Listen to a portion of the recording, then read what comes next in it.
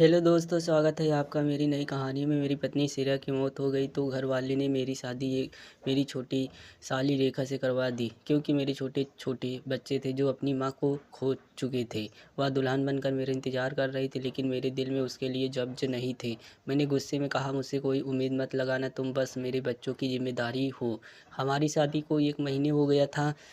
हम एक ही घर में रहते, पर हमारे बीच दूरी बनी रहती है। जब भी वह बात करने की कोशिश करता है, मैं उसे रोक देता। 1 महीने के बाद मैं अपनी ऑफिस की पार्टी में उसे लेकर गया।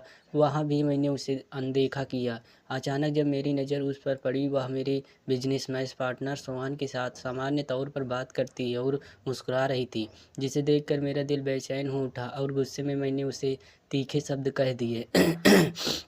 उसने शांत स्वयं में कहा, मैं आपकी पत्नी नहीं हूँ, क्योंकि वह अधिकार आपने कभी दिया ही नहीं।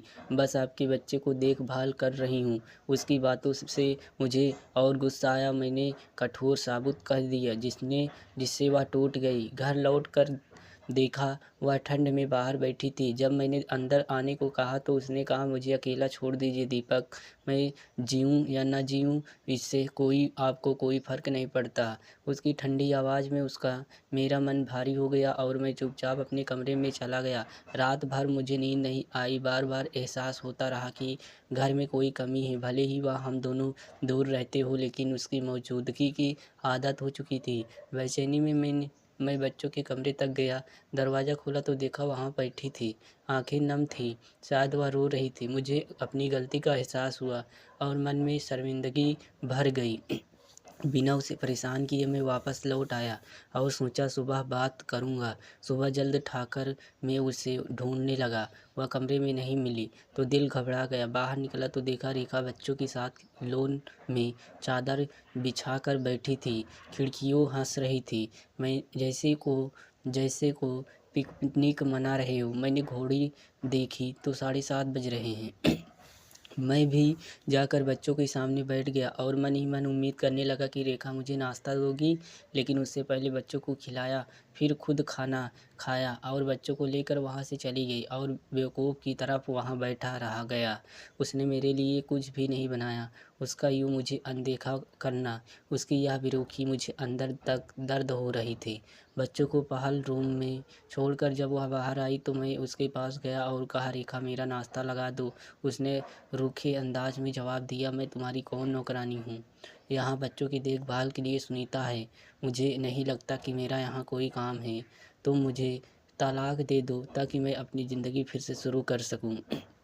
मुझे भी खुश रहने का है दीपक, और मुझे तुम्हारी संपत्ति से कोई मतलब नहीं है। यह कहकर उसने नफरत भरी नज़र से मुझे देखा और वहाँ से चली गई। मैं अपना सिर पकड़कर वहीं बैठ गया। मैं नहीं चाहता था कि रेखा यहाँ से चली जाए। इतनी आसानी से रिश्ते कैसे ख़त्म हो सकते हैं?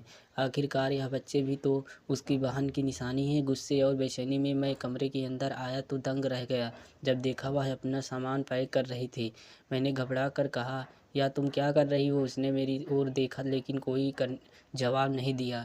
मैंने उसके पास जाकर कहा, प्लीज़ ऐसा मत करो, लेकिन वह खुद को मुझसे अलग करने की कोशिश करने लगी और बोली, दीपक मैंने सोच समझ कर फैसला किया है। उसके स्टेडियम करने की कोशिश करने लगी और बोली, दीपक मैंने यह सोच समझ के ये सब किया है।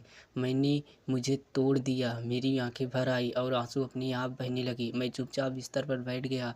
मुझे इस तरह टूटता देखकर एक पल के लिए उसके चेहरे पर बेदर्द झलका, लेकिन अगले ही पल उसने खुद को संभाला और फिर से सामान समेटने लगी।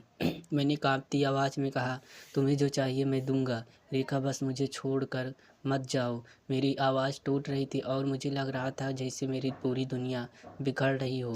मैंने खुद को भी इतनी कमज़ोरी महसूस नहीं किया था। 1 महीने तक मैंने उसे खुद से दूर रखा और अब जब उसने जाने का फ़ैसला कर लिया तो एहसास हुआ कि मैं उसे खो नहीं सकता। मैं उसकी ओर देखता रहा, उसके जवाब का इंतज़ार करता रहा। तभी उसके नम आँखों से कहा, अब मुझे तुमसे कुछ नहीं चाहिए दीपक, मेरे अंदर अब किसी चीज़ को पाने की चाह नहीं बची है। मैं बस तुमसे मुक्ति चाहती हूँ और अपने लिए कुछ करना चाहती हूँ। कहते हुए उसकी आँखों से आँसू बहने लगे। चेहरे पर दर्द साफ नज़र आने लगा था। शायद यह चोट और यह पीड़ा मेरी वजह से ही थी। मेरी बेरुखी और मेरे बर्ताव ने उसे इस कदर तोड़ दिया था कि वह यहाँ एक पल भी रुकना नहीं चाहती थी। मैंने भरी मन से कहा, रेखा मुझे एक मौका दो। मुझे अब एहसास हो चुका है कि मैं तुम्हारे साथ गलत किया है। ऑफिस में एक ज़रूरी मीटिंग है, मुझे भी जाना होगा। मैं आज जल्दी लौट आऊँगा, तुमसे वादा करता हूँ। तब तक यहीं रुक जाओ। वह मेरी ओर देखती रही, कुछ नहीं बोली और मैं ऑफिस के लिए निकल गया। रात को ठीक से सो नहीं पाया था, ना सुबह खा सका था। ऑफिस में भी यही कह दिया कि तबीयत ठीक नहीं है। बस एकदम एक घंटे की ज़रूरी मीटिंग थी जिसे स्टेट करना था। करीब 1 बजे तक मैं फ्री हुआ। वहीं कुछ हल्का फुल्का खाया, लेकिन नींद और तनाव की वजह से कमज़ोरी महसूस हो रही थी। शायद यह सब इसीलिए था क्योंकि मैंने रेखा का दिल दुखाया और वह मुझे छोड़कर जा रही थी। उसका ख्याल आते ही बेचैनी हो उठा और तुरंत ऑफिस से निकल पड़ा। रास्ते में उसके लिए फूलों का गुलदस्ता लिया और उसके साथ एक नई शुरुआत करना चाहता था। कम से कम दोस्ती से ही सही इस रिश्ते को आगे बढ़ाना चाहता था। लेकिन जैसे ही घर पहुंचा, मेरे पैरों तले ज़मीन खिसक गया। न रेखा दिखी, न बच्चे। दिल बुरी तरह घबरा गया। दोस्तों, कैसी लगी कहानी? आशा करता हूँ कि ये कहानी आपको ज़रूर पसंद आई होगी। अगर आपको ये कहानी पसंद आई हो तो आप चैनल को सब्सक्राइब करें। नेक्स्ट वीडियो में हम फिर से मिलते हैं एक नई कहानी के साथ।